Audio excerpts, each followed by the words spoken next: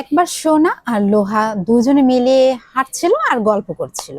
আমরা যেভাবে গল্প করি সেরকম ভাবে সোনা আর লোহা দুজনে মিলে গল্প করছিল।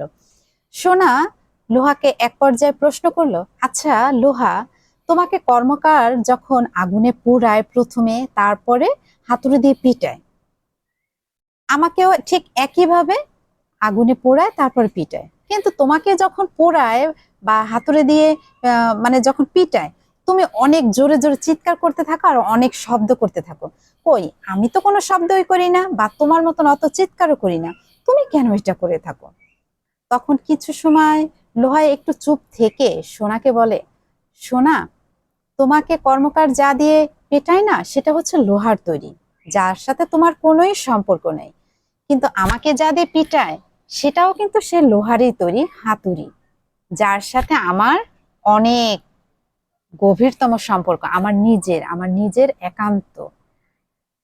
তাই নিজের আপন কেউ যদি অনেক কষ্ট দিয়ে থাকে না, একটু যদি কষ্ট দিয়ে থাকে, তখন কষ্টটা একটু বেশি লাগে আর তখন শব্দটাও অনেক জোরে জোরে শোনা যায়।